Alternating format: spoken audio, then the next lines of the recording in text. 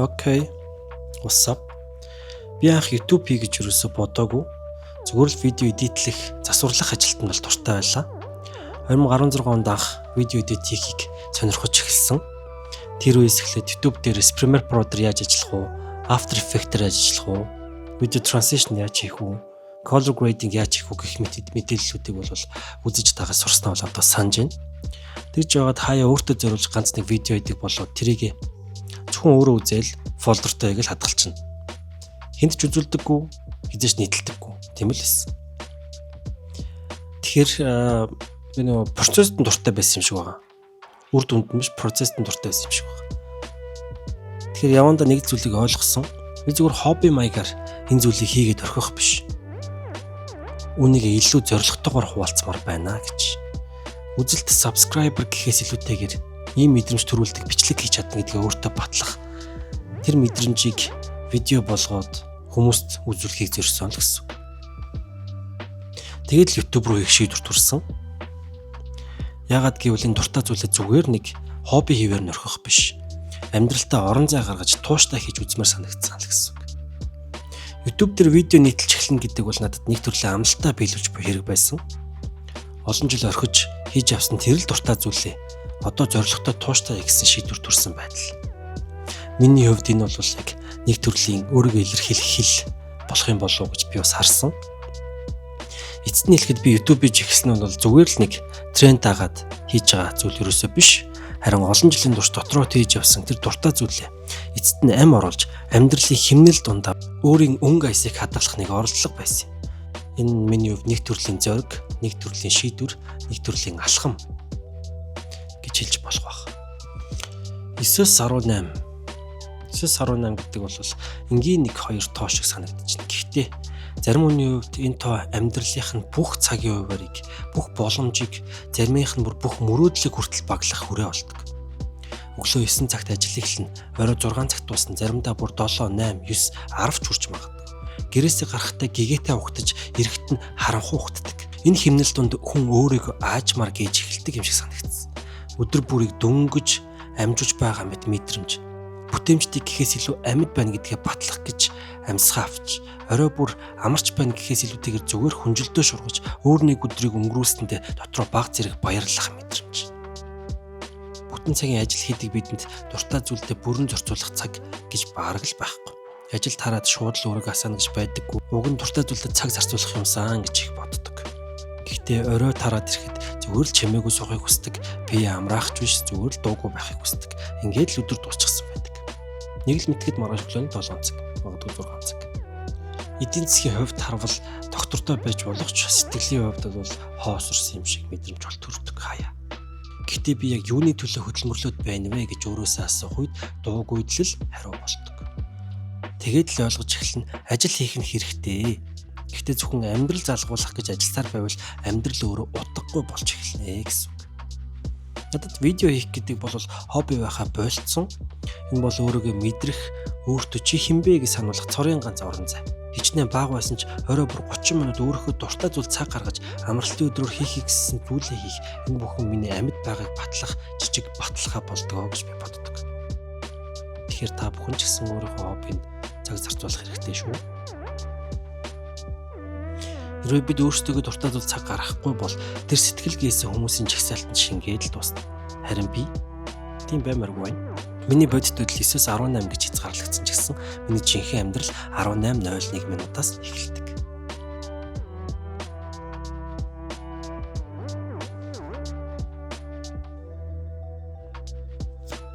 Тэгээд та бүхэн нэг сонирхолтой киноны тухай одоо ярьж өгнө. Энэ болохоор Omeletto-гийн Full Time гэдэг нэртэй кино байгаа. Энэ болохоор Full Time нэг ажлын орон зайд гацсан хүний түүх.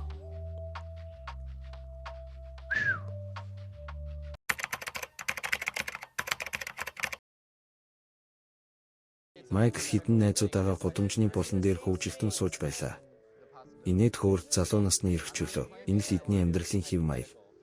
Гэвч гинхэн эдний дунд нэгэн үл аних залуу орж ирнэ. Тэр залуу цэмцгэр хувцсаа өөрөө иглээ өрхөө. Майкл руу чиглэн дөхөж ирээд шууд л нэг сонирхлоо санал авдаг. Тэр ажил санал авч байгаа хүн яг л амьдралын боломж шиг харагдана. Тэрээр нэгэн дөрвөлжин албаг зан орой 6 хүрэл энэ дөрвөлжингөөс гарахгүй байж чадвал чамд $50 өгье гэхэд залуу эргэлзэнгүй зөвшөөрөв. Yeah. Very good. I just needed to stand there until 5:30 today.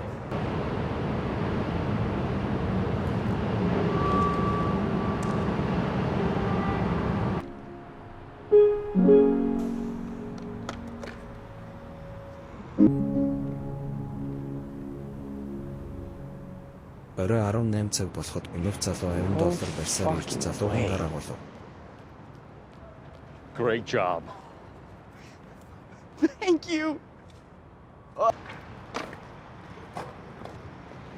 Fucking $50 up, bitch. What's up?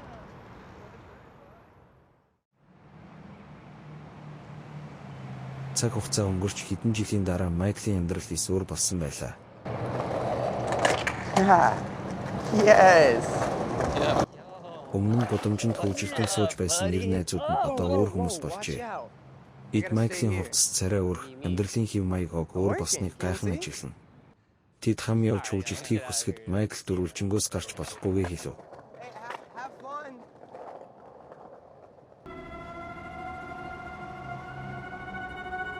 Тэр гинхэн бүх зүйлээс зугаах дөрвөлжин дүрмийн оголцооноос гарах гэсэн хүсэлтэд авдаг. Тэр гудамжинд зогсоод гараа сунгаж айдсаагаар эргэн ойрноо харж гүйж гарах гэж оролддог. Гэхдээ яг энэ мөчид үүнийг хүрээлж буй ерөнц нэг л хачин яг л эр дөрвөлжингийн доор үжигдчихсэн мэт санагдана.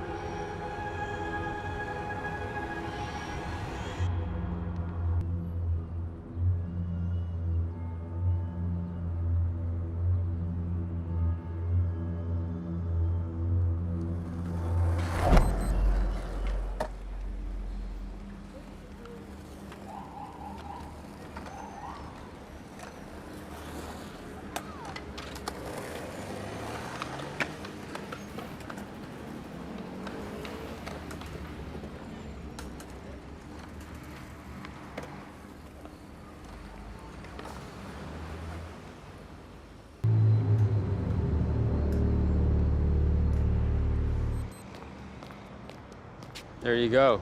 Your day's pay. Thank you.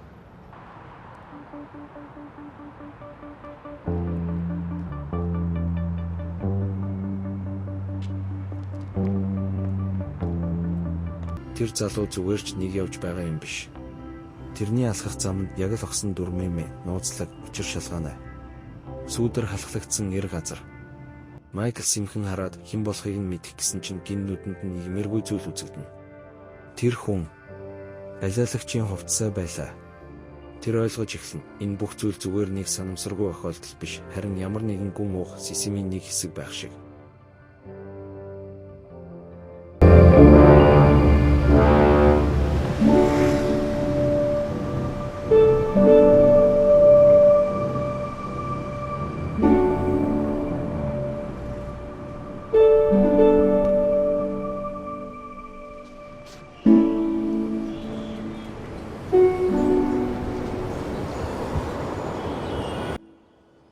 Майкл өмнө нь хүүхдүүдэд инээлдэж аз жаргалаа байсан үеийг санаж байгаа юм шиг, эсвэл эр үеийг эргүүлэн авчрахыг хүссэн ч чадахгүй байгаагаа ойлгож байгаа юм шиг харагдана. Тэрний хөдөлгөөнүүд жаахан хэрүүлсэн, хиймэл инээмсэглээ. Яг л алиалагчийн дүрд орсон хүн шиг.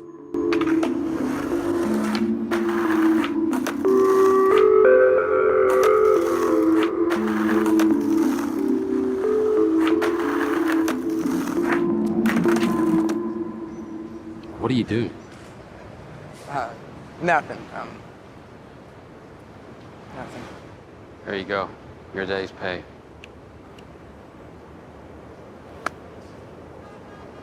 Mike.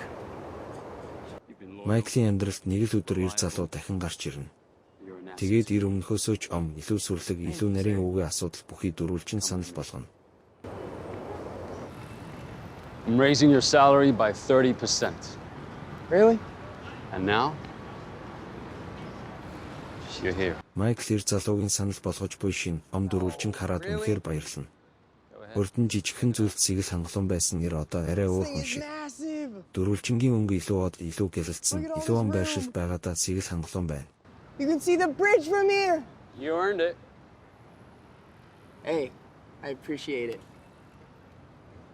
This is incredible. Taxi!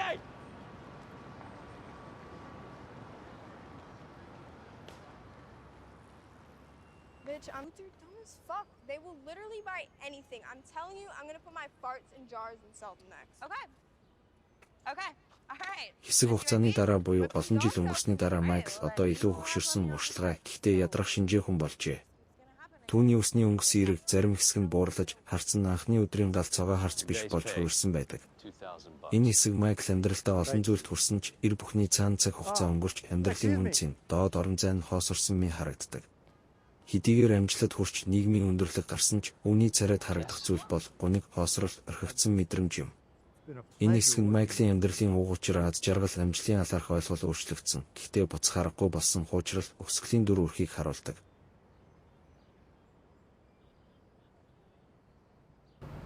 But I'd like to retire now if I could. It's been a pleasure working with you two.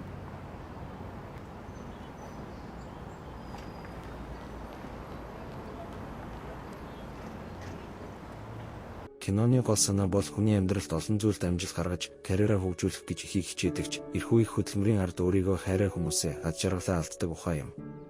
Амьдрал бол зөвхөн ажлын амжилт биш, мөнгө биш, харин доод сэглээ сонсож, өдөр умын жижиг баяр баясгаланд өвлөрөх чухлыг харуулдаг.